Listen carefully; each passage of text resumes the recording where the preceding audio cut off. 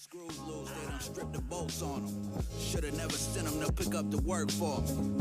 Sprayed the park and had my shit inside the car. Marcus Smart Boy was shooting with a 36 on him. Said if he wasn't in the rush, they was all gone. All right. Greetings, Chudlings. Welcome to another episode of Chuddy's Corner. It is Friday, November 22nd. And the Celtics in NBA Cup play get a 108-96 win over the Washington Wizards. They moved to 13-3 on the season, 2-1 in NBA Cup play. Still alive in the Cup, still alive. We still want the Cup. Brown is at 31 night, 11 rebounds. Tatum 16 points, 9 rebounds, 8 assists. Chuddy, I'm going to bring you in. This game was, by all accounts, I'd say pretty gross game, but Celtics get the win. A win is a win is a win is a win. So, what'd you think of tonight's game? Yeah, even more than a win is a win, a road cup win. Not nothing. You saw some fight. This was a fight. Is good. Yeah, it was a battle. I thought the Celtics. We saw pretty much their C-, D+ effort tonight, around there somewhat, and really weirdly tonight it was the offense. I thought they flipped the switch on defense pretty successfully around halftime and down the stretch, but they really just never got the offense going. Uncharacteristically bad shooting night all around, pretty much. Just as a team, just never. They usually have at least one or two surges, even on bad nights, and tonight, really just nothing there. Had to fight for everything, and just couldn't really sustain multiple possessions with good offense and baskets, and made it hard to pull away. So the Wizards weren't really putting up a ton of resistance, but we kind of just had to grind this one out, which, not always the worst thing in the world to have to do that, and got down the stretch. Derek White, who I think hadn't hit a shot all night, going into the fourth quarter, immediately starts hitting threes. You mentioned Jalen had a pretty good game. He was our most consistent player. And then Tatum got it going a little bit from inside down the stretch, made a couple mid-range shots, did what he had to do. Again, what do you have? 16, 8, and 9, so it is probably, maybe almost what we're saying. That's what I was saying. Maybe his worst game of the year is still a very good game. So, tough. I thought pesky Wizards team. I thought, is that the first time we've seen Brogdon since he left? I feel like he hasn't suited up in any of the games when he was on Portland or Washington. I want to get into Brogdon a little later, but I think that is the first time we played him. He played well. He was just exactly what he always was for us, just tough off the dribble, getting into that mid-range, and just that line drive little shot, back rim in every single time, seemingly. They fought. Jordan Poole always seems to make a ton of shots against us, and they got some young athletes. Valanciunas, he is a big boy down low. He is banging inside, and we just searching for answers. I thought one of the interesting takeaways from the game was just Joe doing grasping everything to try to find a big man everybody, who could play. And nobody really sees the day. I guess they ended up closing with Tillman. I'll stand up for Cornette there. I think Cornette played all right. Yeah, I guess he played all right. It was just it was just tough. Inside just weren't getting a lot. Obviously had no Al tonight. Makes a difference, but it's an illness. Yeah, I think that was the Wizards flu, if I had to guess. But I don't know, dude. I feel like this isn't exactly to do with the game, but since we're talking about Al being out illness, I feel like there was multiple points in the game tonight where they made reference to some cider that was at the White House, as if, and they couldn't tell if they meant hard cider or not. I feel like Derek they made White 2 or 3 tweeted about it that the cider was good. I remember that or something. So, but it felt like they made multiple references to the team just got fucked up at the White House, which is so excusable. I would be totally okay with that. But it felt like they was they said it once, then it was they said it 2 or 3 times. It's okay, well, did they get fucked up at the White House? You guys keep on being well, that's that White House cider. And it's well, we weren't there. You guys were. What happened? Did they get fucked up? It is possible, and if that happens, I'd be fine with it. Yeah, and they played definitely a team that was a little sluggish tonight. Not the most. They played like they got high fucked energy, up at the White high House. effort game, and the shots were off. So I don't think it's an unreasonable thing to think that is possible. That's what I'm saying. Yeah. Like I said, did not bring their best effort tonight, but brought enough. And again, what seemed like, not the most inspiring win ends up being a 12-point road victory. And as of the time of this recording, and will still be the case whenever you listen to this podcast, the Celtics are in first place, and they took the lead in the group for the NBA Cup. We are now in the lead in Group C with our 2-1 record in the group. Of course, one more game against the Bulls, but overall, good night for the Celtics, and to win on a night when you clearly don't have it, not nothing. They did not have it.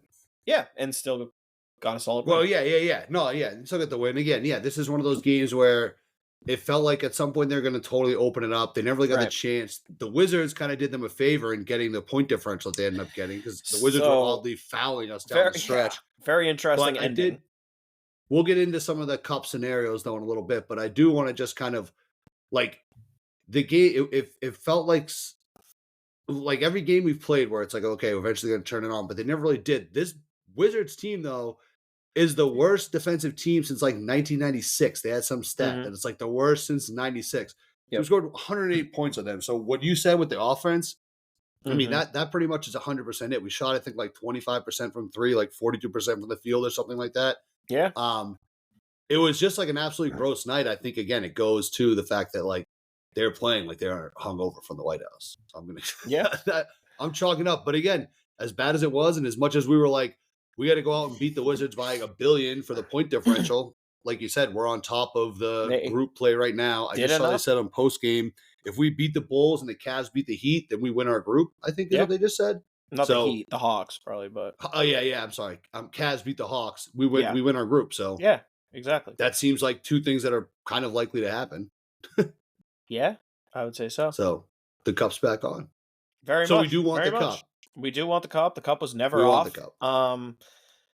And cool to watch, like you said. Yeah, we shot 42%, 36 of 85 from the field, 11 of 46 from three, 24%. I mean, that's grim for any team, and obviously for us. So, like I said, we had to grind this one out. We're only 22 assists, pretty low for us. All around, just not really what we're used to seeing out of the Celtics team, and found a way to get it done.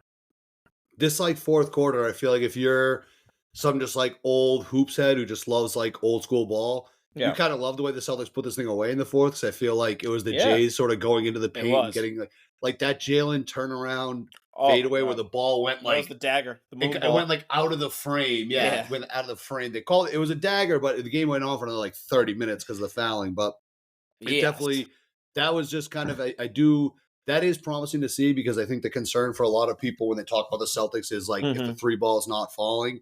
Yeah. And, tonight it wasn't like we went and, dominated without it.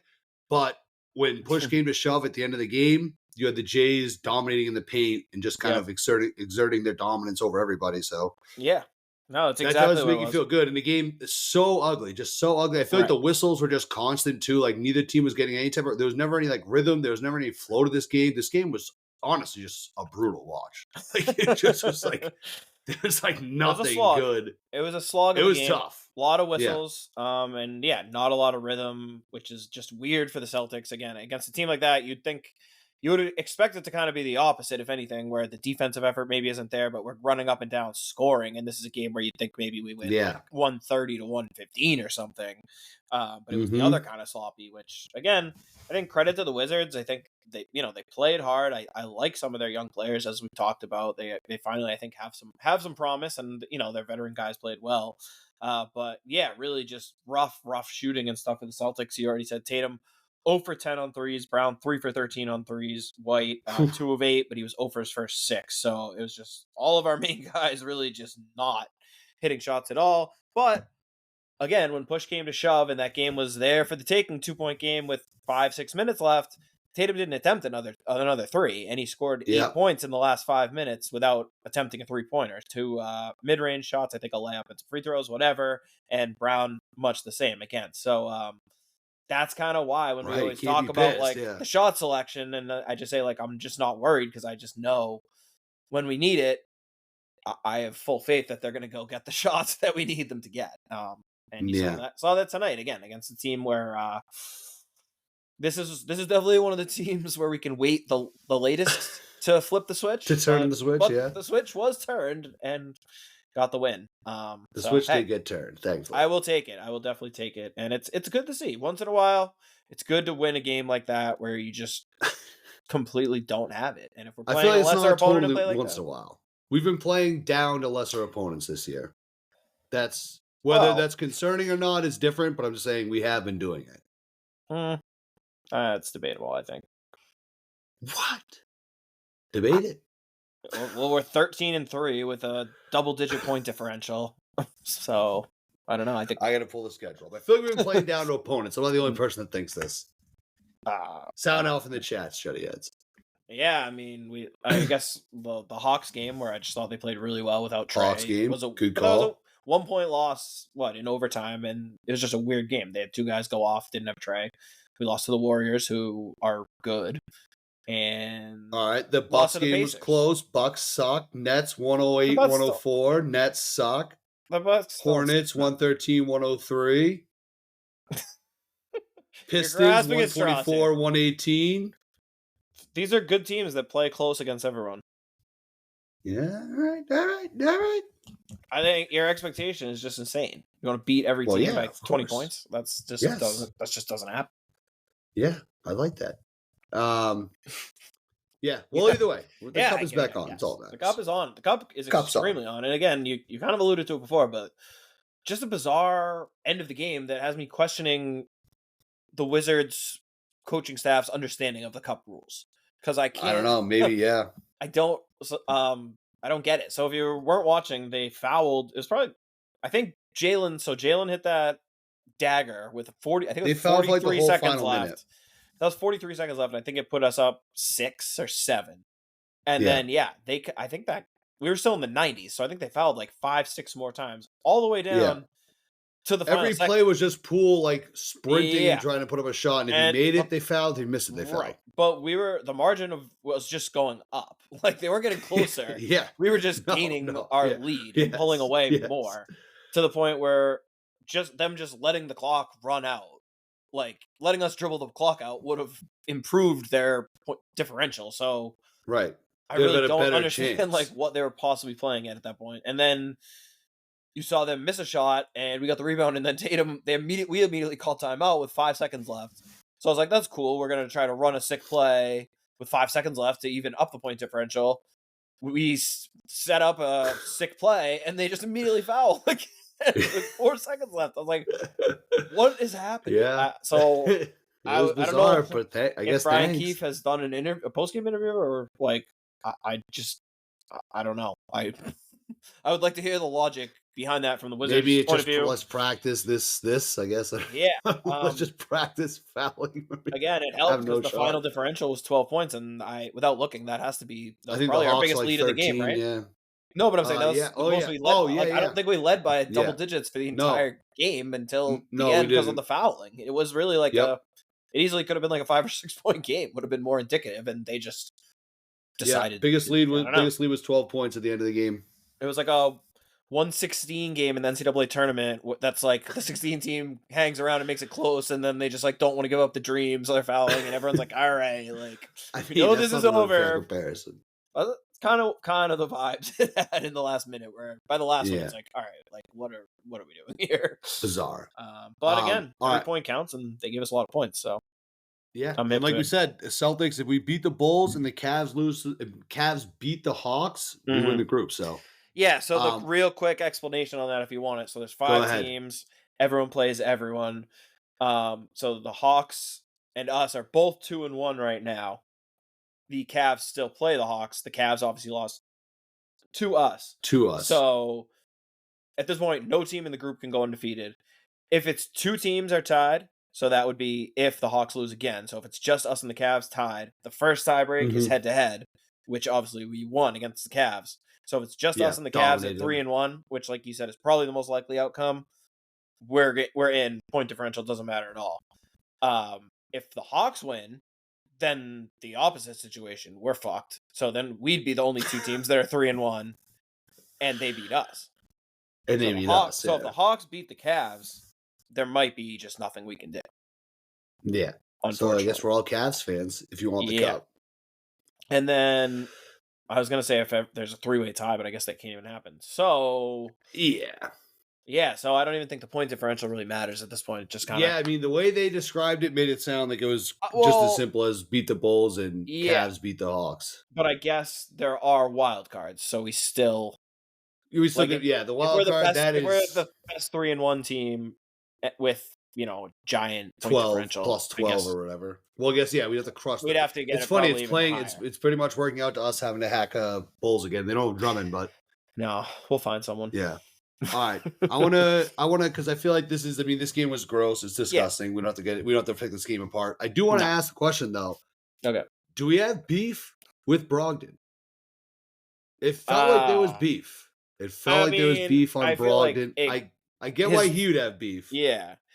I wouldn't say beef. I feel like his departure was beefy, and I think it was not maybe nothing personal, more of just what the fuck, dude? Why are you so butthurt? Yeah. I thought we were chill, and it just seemed like he went from being chill to not chill super fast. Yeah. I wouldn't say it felt beefy, but yeah, I'd say kind of the same, similarly to when we play Neesmith, where it's dude, no ill will, but he clearly wants to make a statement to us, and we kind of push back, and you see that I remember you from practice, and there's a little Jalen driving into Brogdon was a little extra elbows being thrown. Yeah. I don't think it's beef. I think it's more of just we fucking probably played one-on-one in practice so many fucking times, and I'm just. I do feel like Brogdon probably has a bigger beef than Neesmith. We sent Neesmith to a great situation. Brogdon was 6th man of the year. We tried to trade him to one team, it didn't work out. Somebody to trade him to the fucking Trailblazers. I get why he might. I could get why he'd be a little pissed, but also I got a little annoyed too. After that, he asked for the trade. Remember? Then he was well, yeah, because he was just dangled. Yeah, because he was just dangled out. He was going to be the okay, but then I don't want to hear them don't bitch about the situation. Right, but I would say that he was probably annoyed even at the fact that he was having to ask out because of the first trade. He was 6th man of the year. Again, I don't care. I felt like I had beef with Brogdon this whole game. No, I feel which I didn't like because he seems like a likable guy, but it did feel like I don't know. I'd say there's beef. I'd say there's beef. No beef, no malice on my end. There's not like a full sirloin, but I'd say there's like a Wendy's patty. Yeah, no, not something light. Minimal to zero beef. I would say I like JBC a beef. Good feelings about Brogdon. If anything, I was going to go in the opposite direction. I thought seeing him play today reminded me of just how solid he was for us at times when we needed him. It was surreal watching him, being holy shit! It feels so long ago that he was so good for us. How did he end up on the Wizards? I think he's in the Denny Avdija trade with the Blazers. So he got traded by us to the Trailblazers, then from the Trailblazers to the Wizards. That's brutal. I'd be pissed. Yeah. I mean, I'd be pissed. He's got a legit right. Well, he should get plenty of reps if you want that. I guess. But no, I mean, but also I think I'd have to look up what his contract is. I can't imagine it's too bad. If he can stay healthy, which he hasn't been able to do since leaving the Celtics, and play like he did tonight for more Wizards games, he'll be a top guy at the trade deadline. A contender will go out and add him. He'll be a great ad. So if he plays well, he'll end up in a good situation, I'm sure. All right. You got anything else on this game? Just a couple little things. So I don't know if it's the way the camera set up or just that the arena was so quiet, but I felt like more than I think probably any game I've watched this year, you could hear everything the coach was yelling. Everything. And that the players and everything the beer vendor was yelling. The entire game, which it's kind of cool. You could hear the beer vendors yelling. It was crazy. Yeah. Their coach, it seems does not stop talking and yelling at the team the entire game, which makes sense because it's just such a young team. Never a team that needed it, yeah. Right. But it's just funny the contrast was I don't think I heard Joe even talking at all. Have you ever seen a game at that arena in DC? No, it's crazy. So. The balcony, I've been to one before. The balcony is crazy steep. I stood up and I was fucking day. Love that. I wouldn't want to tie on too many Chardonnays going up there. Yeah, that might be on purpose. Didn't roll it. I guess I said I wouldn't, but I did. But right, yeah. Survived. I'm a survivor. Right. Yeah, that was pretty much it. Again, mentioned Tillman, dusted off Tillman. Good Tillman minutes. First flipped it. I thought Cato was rough in the first half. Cornette was all right, so they started the second half with Cornette over Tillman. And then I just thought that was okay, but not great. And then Tillman got in there and was playing alongside with Kata for a while. I thought Tillman was all right, and he actually ended up closing out the game. I think at center got those last few minutes, but didn't find anything. I feel like this is if we were like first take type of show about the Celtics, we'd be like, did Cornette like steal his job back from Gata, or like do they have a backup center problem? I think honestly, especially when Al's not, I think that backup is just this is what it's going to be. It's going to fluctuate throughout the season, and maybe a guy will have a chance to run with it, and then it'll be someone else has a hot hand and go with them, and ideally we kind of keep them all fresh and have different options for different matchups and what we need. And it's good. It's always a little spark of energy option too. If one of those guys hasn't played in a while, give them a chance to get out there. It's like sends the message like playing like shit. All right, Tillman, like your turn. Let's see what you can do. And thought he did. It's always a little right. like fascinating how like guys just like work their way just like out of the lineup. Like they're playing minutes, then all of a sudden it's like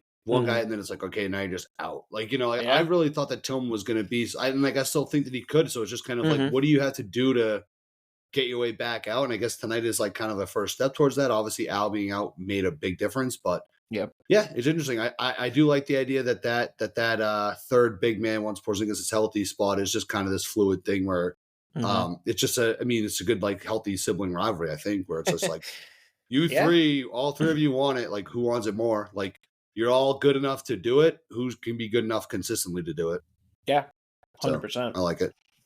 All right. You got anything else? You want to pass out some Chuddy Chains? No, I think we can change. Oh, just sorry. Last thing was that Joe getting hit with that technical. He was fucking pissed. Oh, dude, I have a quote. So yeah, I was gonna say, go for it. Then I was gonna mention. Do you have it off the top of your head? Because I have I to pull it up. Said, I think I saved they asked him why he did that. He said he wanted to I believe it was manipulate the. I got it right. Manipulate the environment.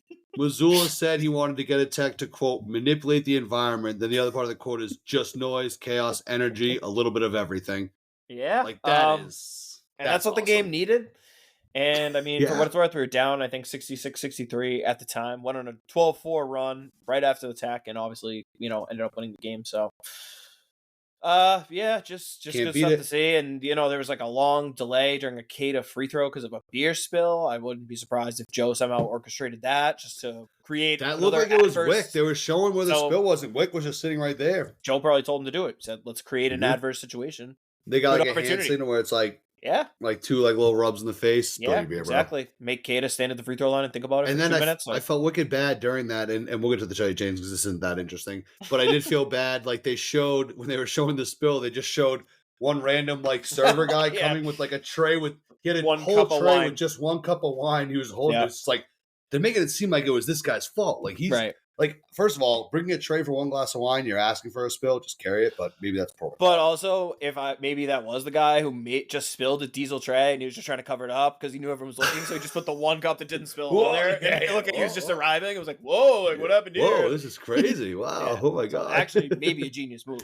Not bad. Yeah, actually, it's not a bad call. All right.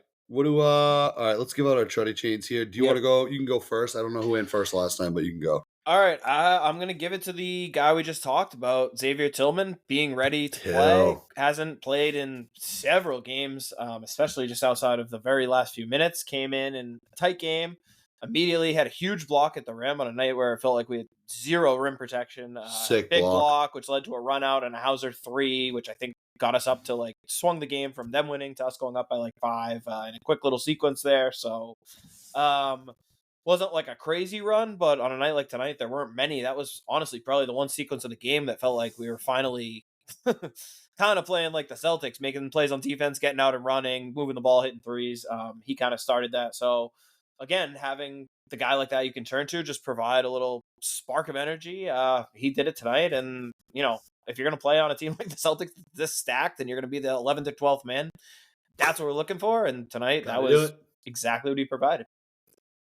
All right, I'm going to go, actually, you mentioned I'm going to give the other half of that big play, that block. I'm going to give my Chuddy Chain to Sam Hauser. I feel like this is a guy who I don't think has really had like a jump out the page game yet for the Celtics. I feel like I wouldn't say like a down year, but kind of I think Pritchard playing as well as he has is kind of like those two almost used to be just like, oh, Pritchard and Hauser, those two getting after it. I think Pritchard's kind of set himself apart a little bit, but I do think that Hauser tonight played awesome. He had 13 points. He had 3 steals, and I feel like a lot of those steals came at like really opportune moments. So definitely the fact that the way he was hitting shots, you mentioned that Tillman block that led to the Hauser 3 on the other end, I think was a good momentum shifter for the team.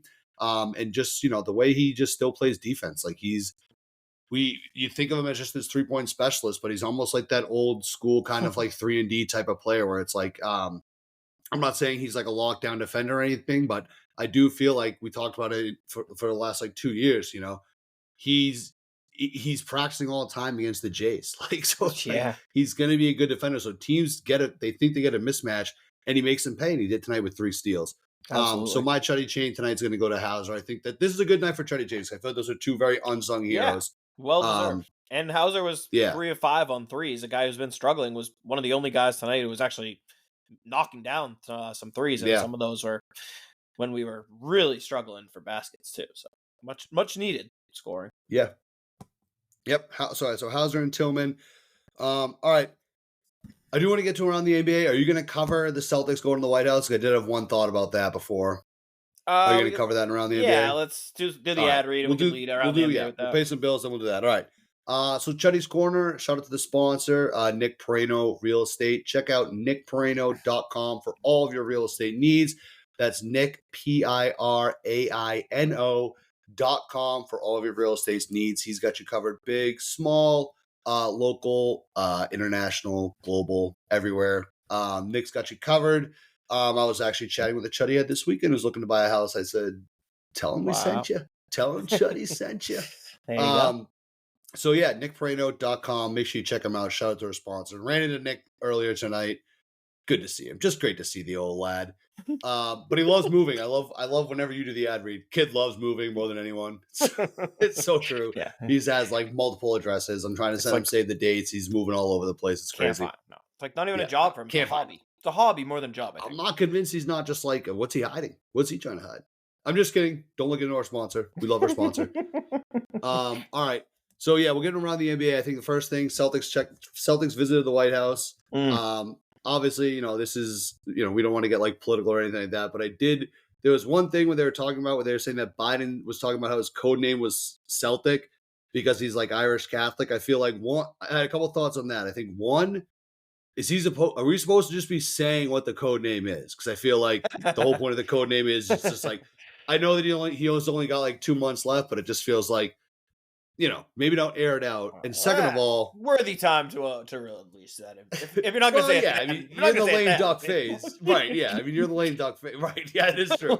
But my other thought is just that nickname overall. You have like only the second Irish Catholic president in American history, and you name him Celtics. It's like, if someone's listening in on the wire, like you're not exactly fooling them. Like Celtics on the move, they're going to be like, obviously that's Joe Biden. Like they should be naming Joe Missoula. Like, well, no, obviously it's like not. I'm telling you, like, the White House. If his whole 4 years being in the White House, anytime he moves, so like Celtics on the move, the White House. I feel like you should be naming him like protecting Joe Missoula. Like I don't know what you're talking about. Yeah, I guess. I just think like if you're Joe Biden, I would want a nickname that isn't like perfectly just describing my heritage. Like if it was me and they're like Baldy's on the move, like everyone's gonna know. Like everyone's gonna know it's me. Like give us something like Fabio's on the move. Like no one's they'll be like, who the fuck is that? Can't be him. Can't be Doug. Like if anyone's listening in, like they're already fucked. They're like, all right. Yeah, I guess whatever they say. Like, we're moving Fluffy. Like, yeah, I guess, what could they be doing? I guess so. Maybe the whole nickname thing isn't a big deal, but I remember just when you said that, I was just kind of like, is the Secret Service sitting there like, dude, what the fuck? Like that was your secret code name, bro. Like, why are you talking about for a cheap laugh at a fucking NBA championship? But like, presentation. He was saying this is his code name now or back in the day. Like, is this more of like? It sounded like he was saying now. Ace and like Maverick thing. Like, I don't. It sounded like you meant now. I mean, I don't know. I didn't. This is just what they. I mean, they mentioned on the broadcast. I didn't see a whole bunch. I did see that he was like. He said like he was almost like he wanted to say the Celtics are the balls. He was like, "Here's the champions, like the ball." Yeah. And he was like, "The Celtics, right?" I think he was trying to say Celtics are the balls. I thought that, and then I've listened again. I think he was starting to say Boston. Yeah, but I don't know. But it was funny because it was funny to me that was the clip that was circulating. Because if you actually listen to the speech, I was like, "Who is this guy?" Like, it's so coherent. He was like naming ton of players and talking about like points per possession and like it's some dropping stats. Need him on the pod. Need him on the pod. Need him on the pod. Reminiscent of it was like when I have too many drinks and like I can't form a sentence, but then you ask me about sports and suddenly it's like, whoa, yeah, I'm like it's like whoa. It's like how did that I can do no problem? How did he just pull out like all of that?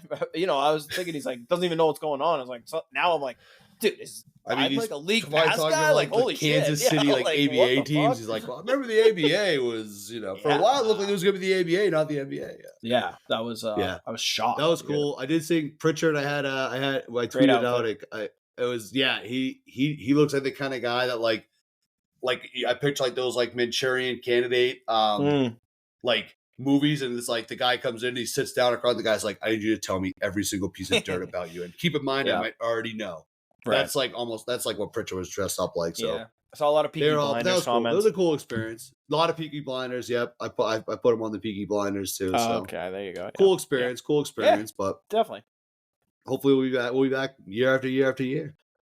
Yeah, that should be the plan. And there's a good anecdote too. Who said it?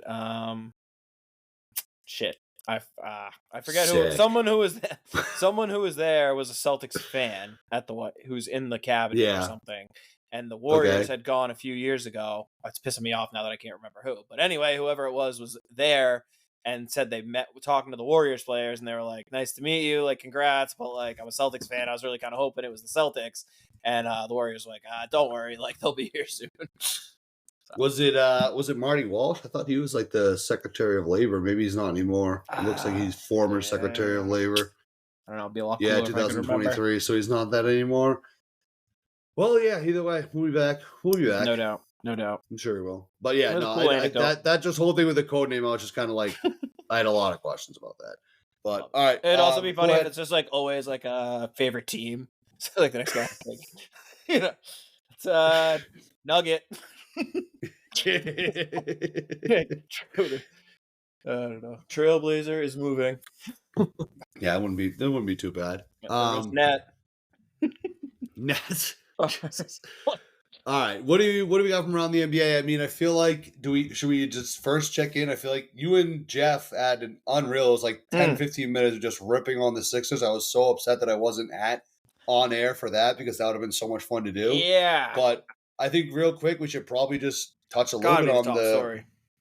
Is it all right? If it was your top story, let's go. It's what everyone's talking about right now. They won tonight against the Nets, up to 3. That rookie had like 30 points. Yeah, Jared McCain, who's like honestly unreal. He's it's kind of crazy if he keeps this up. I don't want to say he's the next Steph Curry, but that's like if you watch him play. I don't know if you've actually watched him play, but that's like what he looks like the way he plays. It's crazy. Seems like he never misses threes. He scores like 20 or 30 points every single game. It's wild to think where they'd be without him. He's been easily their best player. So I don't know if this is just kind of a run that will eventually end, or this is just who he is, and they just struck absolute gold. But that's been crazy. All right, let's make fun of him. Hold on, but anyway, everything else in Sixerland is insane. So we talked last episode how the meeting got leaked. That they basically had an hour-long team meeting. Everyone aired out their grievances, and they told Embiid he stop being late for everything and basically show up and all this other shit coming up. Now it's a whole nother thing where Embiid's pissed. He thinks it's real piece of shit whoever leaked this, and it is kind of crazy to think someone. I wasn't sure if I got sent out. Okay. No. He's out to find the rat. Yeah. Well, it is kind of crazy when you think about it because it was like full quotes coming out from a meeting, and like it's almost the like players someone and the was wearing a coaches. wire. Like it's not that many people in there. Like it's like who the fuck doing this? This is fucked up. Did you see the theory about how like Nick Nurse loves to use the term "elephant in the room" and how the original Shams tweet was like it's the elephant in the room? Yes, in quotes. So I don't know if I buy it, but I'll buy it. I don't know if I buy it, but I think it's pretty clear that whoever I don't buy it on air though. Let's spread it. Well, I think it's as reasonable as just about anyone. Like again, someone leaked it. And their only intention of leaking it was basically they just want everyone to know like what a pain in the ass it is to work with Embiid. Like I didn't know either if it's a teammate, it's just being like it sucks to be on a team, and if you're a coach, it's like this is what it's like. Apparently, there was some book about like when who was their coach? I think it was Brett Brown was the last name. Mike, what is Brett it? Brown, Maynard. Brett Brown. Oh yeah, Brett Brown. Good Maynard. Yep. Yeah. There was like a excerpt from a book or something where all the assistant coaches like called him in. And he was like, "What's going on here?" And they're like, "Dude, Joel is such a prick. Like he's been dick to all of us." Yeah. So Philly's in shambles. Shambles. Yeah. Well, and so now now Paul George is out, right? Paul George went on his podcast too and was like talking about the meeting right after, which is just absolutely hilarious. Like which is hilarious. As if he's just like a guy like, damn, that's crazy what's happening with the Sixers. Like yeah, do you believe that? Like, wow, nah, man, this part's crazy too. Check this part out. Apparently they yeah, that's great. Like, and then Embiid was out tonight too, right? And then Embiid is out tonight. He'll be out the next game. Knee soreness, which I mean, again, it never looked like he should have been playing. So it's like, it's just like, he's just getting bullied into playing, basically. I mean, seemingly yes. After you get basically called out for your lack of effort, lack of caring, lack of being in shape, then you go out and force it, look shitty, keep losing. I mean, things are just spiraling. Like it's crazy to see, and I don't know what's gonna happen too. Where it's like, I mean, we kind of like are making light of the snitch in the meeting, but I think that is kind of must be weird now going in. Just like, again, it's a basketball team isn't that big. There's 15 players, and I don't know how many people total are in that room. 25, 30. Like it's not a lot. Knowing that, all right, one of you literally just went out and like immediately told this fucking guy like everything that just happened. Like what the fuck? Like I don't know. Counterpoint to that, I would hope that my superstar player, if that got leaked, I would be annoyed that it got leaked, but I would be just way more just trying to like rectify my issues than being like who 100%. Like I get that, but I feel like if that's focusing your first like thing. If your first thought is like who leaked this, it's kind of just like, all right, well, dude, like what the fuck? Like so, immediately becoming the victim, and then did you hear his other quote too about it? Where he's like he's not But he's not going to try to get it on time. He's just trying to find out who's. Well, and then he's like, that was one comment in an hour-long meeting, like, and then he's like, but it's everything's always about Joel Embiid. It's always Joel Embiid's fault, and Joel Embiid's I don't know always why the story. negativity and, like follows me so much or something. It's like, dude, can you make a more like tone-deaf comment given everything? It's just crazy. I mean, again, we said this last episode, but this just feels like knowing the way things are trending and the way that I can't wait for it to get bad. For like all time ugly. All I'll say is that Joel Embiid is so lucky that the Eagles turned it around, because I feel like if the Eagles didn't turn it around and they were still like at the start of the year, a lot of Philly fans were knives out for the Eagles. They turned it around. I feel like they're over it. They're focusing on the Eagles now. That's like the only thing he really has going for him, is that the Eagles are being like competitive. I feel like it's keeping fans' eyes sort of off of them. If the Eagles sucked and fired their coach and it was clearly a no good Eagles season, I feel like the Sixers reaction would be crazy from those fans. Yeah, so I mean, he needs to be rooting for the Eagles. And it's getting late early for that. I mean, luckily for them, the East sucks so bad that the East sucks. Easily probably get to just like a good but not great rest of season and still probably get right. But either way, I think it ends with the first round bounce, which is like the whole point. Not good. I think I'd rather just miss and get like that a top 6 pick. Like I know it's protected, but yeah. No, and I mean, so that's good. Paul George situation already looks like a disaster. Embiid extension already looks like a borderline disaster. Again, also called it with Paul George. Yeah, that's very quickly that, looking like that was a terrible move. And again, like the Jared McCain thing, it's just crazy to think where they'd be if not for Jared McCain playing like the second coming of Steph Curry. They have their own little Caleb Williams there. Absolutely insane. But actually good in the pros. But exactly. He's what Caleb Williams was supposed to be, but a different sport. Yeah, it's absolutely wild to think of. But the other thing is like it's like what that's saying about how you can't look away from like a car crash. That's how I feel. Like even tonight, I'm not looking away at all. Nets game on, and I kept finding myself being like, "Fuck!" Like because I was forgetting to watch the Celtics. So I was like, I can't look away from this game, and they were losing for a while. Brooklyn was just like, I need to. They ended up winning though tonight, right? So they had third win of the year. Yeah, damn shame. But all right. That was good. That was a good Philly Rick Bauer. You got anything else? What else is going on around the league? There's got to be some other shitty teams we can make fun of. Yeah. Oh well. I guess if you want to go in that direction, a shitty team we can make fun of. The Timberwolves have not been looking so good this year. Hold on, let's save them for the end because we're playing them next. Oh shit! So we'll do them in our preview. Okay. But they do look like shit. Go ahead. So a couple games last night: Hornets, Pistons. I joke about how every team is fun to watch. These two teams, I don't know I think we've talked about both of them because we've played both of them, and I've probably praised them. I've spent half the episode probably talking about how much I like them. These are teams that are officially, I would say, like frisky for the play-in. They're no longer tanking teams. They're teams that I think every night are competitive. And it's like, I watch them on League Pass every night, and I'm like, they're not necessarily good teams yet, but they're fun, competitive teams. They play each other. This game was just absolute madness. Crazy game. Huge comeback by the Pistons. Game goes to overtime. Cade actually gets hurt. He's out now, going to be for a few games. Took a hard fall after he had a good game. LaMelo fouled out. They don't got Cade. Literally 1 second into overtime. I've never seen it like what we talked about with LaMelo, where it's like he's so good, but just does the dumbest shit. It was like, this is a perfect example. 1 second into 1 second into overtime. That's unbelievable. So he got benched the other night, right? Got benched the other night for Trey Mann, by Charles Lee. So crazy game. The Hornets ended up pulling it out. LaMelo, even with fouling out, had over 35 points. Brandon Miller had 38 points. It's looking like a stud. I think I saw it was the first time in the history of the Hornets they've had two players score 35 or more in the same game. In the history? Yeah.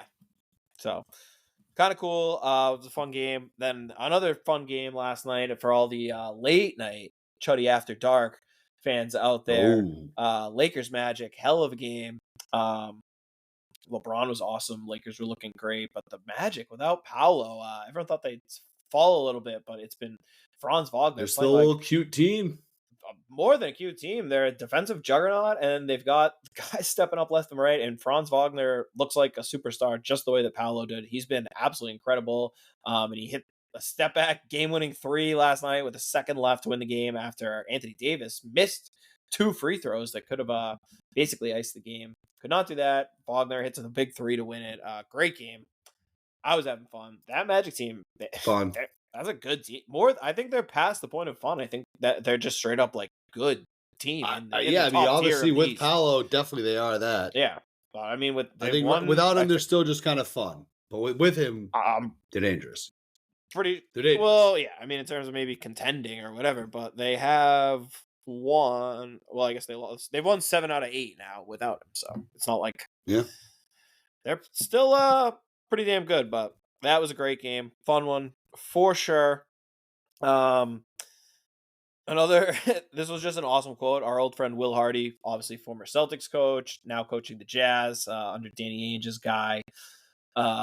It's been tough. Will Hardy, I think we all think is a great coach, but he just hasn't had a chance to coach because the team sucks. Refuses to try. And they're definitely going to be tanking again this year. And I don't know if he's getting sick of it or what, but he just had an absolutely hilarious quote the other night after they lost to the Lakers.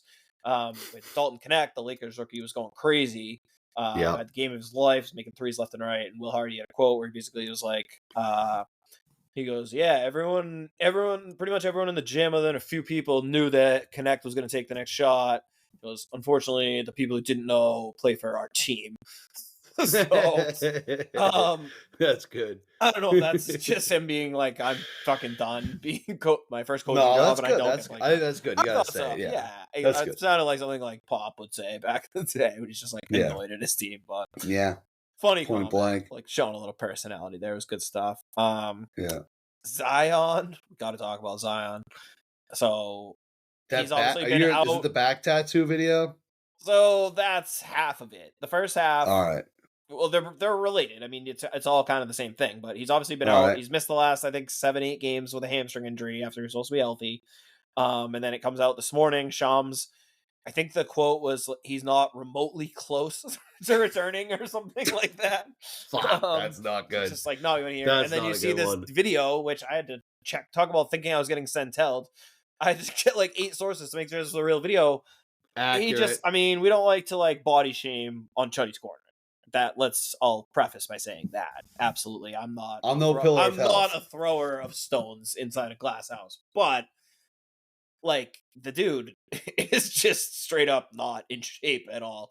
He has a nice, supple looking rack of breasts and not a shred of muscle definition on his body. No, I saw a picture of LeBron at 38 and Zion at whatever age he is, and it's not a great side by side for Zion. It is absolutely wild, and I'm so torn on this one because it's such a funny story on the surface, but it also is just so sad. This guy was so fucking sick, and he just can't I mean, see, he's talk one about of those Embiid guys not taking it seriously. It's like at least Embiid, even if he retires tomorrow, at least he like won an MVP award and he like didn't like not. Yeah, that's reach fair. his But potential. Zion's another one of those guys where I feel like this happens a lot in maybe basketball isn't unique to it, but it's like he was so highly touted as this unreal thing. He went to Duke, was like nasty at Duke, 1 year at Duke, got to the pros, and I feel like at the pros he's just never lived up to the hype. I feel like it's like these guys who get crowned so early. This is why, and this is like holding my nose as I say this. This is one of the reasons why I think what LeBron did is so impressive, because it's like he was that guy and he never fell short of those expectations at any point of his career, I think. Like, so the only thing that I feel like there's a lot of other guys who have come in where it's like this guy's, no matter what he does at college, he's going to be the consensus #1 pick next year. Yeah. And I feel like there's been a lot of people that have been that. We know Ben Simmons, we know Markelle Fultz, now I think Zion. No, but see, like this is totally different than that, in my opinion. Because when Zion has played and been healthy and in shape, he's fucking awesome. And right, you can but that's immediately part of it. see But that's part of it, though. Like you can look at a guy and be like, "Can he do this?" I don't know. That was never Markelle Fultz never played and was sick, and it wasn't like help. Like some those guys you're talking about kind of are just bust for different reasons. Whereas Zion, it's like he just genuinely can't like will himself to be in shape. But isn't that part of it when you're determining who's the best player in a draft? Like you're trying to figure that out. But again, it's not like we've seen him play in the NBA and play. If Zion had to scrap for a starting spot in college, like I think he'd be working harder. I think he's a guy who, since he was like 14 or 15, it was like you're going to be the #1 pick when it's your turn. So do whatever. And I don't think he ever built I think you to bring the Embiid comparison in, I think you made a great point in the podcast with Jeff, where it was like, at what point does the Philly organization have like some role in this? Because his first few years, it was like, we don't care about winning. It's not a big deal. They built. I feel like Zion never had that when he came into the NBA, and he's just. I feel like it's kind of from the start. It's been like when you're young like that, you can get away with like crushing a calzone and going and playing basketball and being sick. Right. Like, think about, we used to do it all the time. We'd go and we'd go play twos and we'd go, we'd still go hit. But I just feel like, at some point, it's like if no one's ever stepping in and being like, because to him, you're looking at it as whatever, I'll be the #1 pick when I'm 19. Who cares? So I guess I agree with what you're saying. I just don't think that I agree with all that. I just think it's dissimilar to most of the guys you're talking about. Whereas I don't throw that out, but I just don't. I think with him, it's the motivation, the lack of work ethic, all that stuff you just said. I don't think that was what went wrong with Markelle Fultz, Ben Simmons, etc. So, I guess that's fair. I guess that's fair. But I just think there's a thing with the NBA, not the NBA, but basketball, where guys get dubbed like the guy when they're like 14, and I feel like no matter what they do between 14 and getting drafted changes that, and it's like sometimes you have to look at what's going on in between.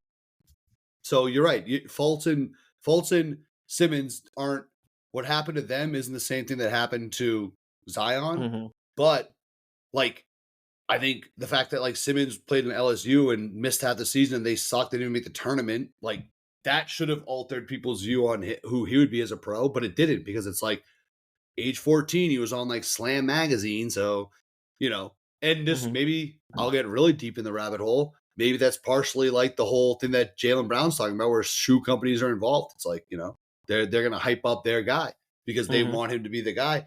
But there's stuff you see. I mean, Markelle Fultz played for Washington, another team that didn't make the tournament. You're the #1 overall pick and you don't make the tournament. Basketball is the one sport where one guy can make a difference, I'd say more than any other sport.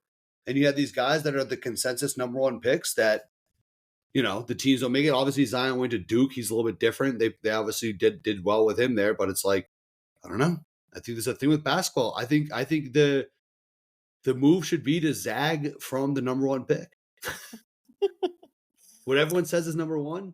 Danny Ainge did it. It worked out for us, right? I mean, shit. Yeah, that is true. Danny Ainge said, I know what Dugouts thinks about this guy, and it ain't good. We're going to trade back.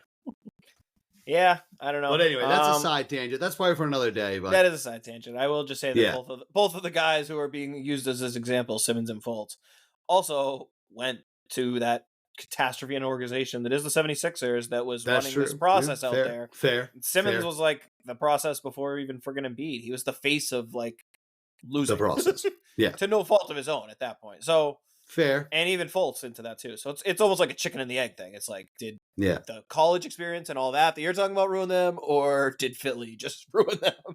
Well, for those guys, it's probably and we may never know. For Zion, who knows? Yeah. All right, let's go. For Zion, is there any hope? Because like he's still so young. Like I think he has. What's the NBA team that has a city with like the worst nightlife, escort services, and food? It's got to be either Utah or Utah. Yeah. I was gonna say Oklahoma City, but I feel like that's close enough to like Houston, probably. That is almost like a negative. That's still maybe somewhere so cold you wouldn't want to leave. Just ship them to like Minnesota. Yeah, that could be one. It's tough. I don't know. Yeah, I don't know. I think that's the only hope at this point, right? Yeah, I don't. I think he's fucked. Just as like that a video of him with no shirt on, dude. Basketball. That's like I have like boys that look like that. It's like I have like friends that's like I see them. I'm like, all right, this is a guy I thought was in shape, but all right, he's letting it go a little bit. Yeah, and now Zion is the same thing, So all right. It just sucks. He was fun to watch, and as a fan, I just obviously want there to be sick basketball players, and he was one and should still be one. I feel like we're getting robbed of this like awesome player. Absolutely. So absolutely. I take no joy in this. I think he needs like a change of scenery. We're half joking, but half like I think he does just need to go to a new place, a new culture around him, and some people who are like, "Hey, dude, like you're not living off that pick anymore. Like you need to get your shit together." And hopefully he does. And can be a good player. Yeah. All right, let's go. Let's go. We're going a little over. Let's get into the next game. Last two things are not specific games, but two like bits of newsy items, I guess. So one, the All-Star game. Did you hear they changing the format of the All-Star game? I don't know. Yeah, I did. News to you, but can we say this for next episode? Because I feel like I do want to kind of talk about that more. I do too. All right, yeah, that's fine. Okay, but they are changing it to basically it's going to be like it's going to be a 4-team tournament, right? We're going to talk. This is a good teaser. Tune in for the next Chuddy Corner on Sunday because you're going to hear what I think about that. Yeah, I've got some thoughts as well. But it's going to be a 4-team. Is it true that the Rising Stars is going to be the 4th team? I like that. I like that. Yeah. All right. Tune in Sunday. Can't wait. All right. What was your last thing? And then let's get it. And then the other thing was a rumor that they're considering doing 1 through 16 for the playoffs, not based on conference. Yeah. I kind of hate that. I feel like that's something like they talk about all the time. Because the team's going to play like different schedules. Because now we only play Western Conference teams twice. Like I feel like you have to change all of that. And also, if they do that, that's crazy. People always want to overreact to this because of like a bad stretch of games. And it's like everything's cyclical. It all swings. I think that's crazy. You make a move because right now the East is down. It has to be East and West. I don't like that. Right. And I think some of it is that they're going to expand and then they won't have to like worry about mixing teams to like even it out. Cause then it's like, does New Orleans have to go to the East or does Memphis or back to the East? Weren't they? Yeah. They've switched a bunch, haven't they? Who? New Orleans? I thought New Orleans used to be. I don't think they were ever in there. Well, I don't, maybe when they were the, or maybe it's Memphis that switched a bunch. I don't know. Someone switched. I hate the idea though. Keep the conferences. Yeah. I don't think it'll ever happen. I mean, imagine like the Celtics and Lakers playing like an opening round. Like that would just be stupid. I would never imagine that. I'd hate it. Yeah. Strike it from the memory. All right. Celtics play again on Sunday, 3:30 game, and a little Sunday matinee game. Yeah, okay. Hopefully the Patriots have put the Dolphins to bed by then. So yeah, the Timberwolves coming in. Obviously, this is a team with obviously a lot of hype around them. I feel like they haven't been playing totally up to that. I saw a clip the other day of Anthony Edwards and Gobert like arguing over a 3-second in the paint thing. What are we seeing from the what should we expect from the Timberwolves? Yeah, obviously a talented team. They were made the Western Conference Finals last year. Anthony Edwards was the breakout star. The Gobert Cat frontline worked. And then kind of this somewhat surprising trade, I'd say, that came a bit out of nowhere as they blew it up a little bit. Obviously shipped Cat out right before the season started. Brought in Julius Randle, DiVincenzo. Crazy move. Kind of, yes, but I just think you're the one team that's been able to beat the Nuggets. You blow it up. Crazy move. But go on. I'm sorry. I digress. Yeah, well, I think that's just more a reflection of the CBA, and I think you're seeing teams realizing in real time that if you have a player who's not a true max guy and you're paying him max contract, it's really, really, really crippling. And I think they just wanted to get out ahead of it. And even if that meant getting marginally worse in the short term, it's for the best of the long-term future. And the long-term let's face it, that team is Anthony Edwards. He's still young. Make this move, take a short step back so that we can rebuild and be really good in his prime instead of trying to deal with this albatross contract and then worrying about losing Edwards because our finances. Because of that, yeah. Which, again, is a lot of conjecture, I guess, but that's I think the justification, obviously, for the move. But anyway, in terms of the team they have now, struggling to find it, still really talented, obviously. I think I predicted in the preseason that this would kind of be the year that people start to turn on Anthony Edwards, where he's hit that point of, like, everyone liked him. He's the cool up-and-coming guy.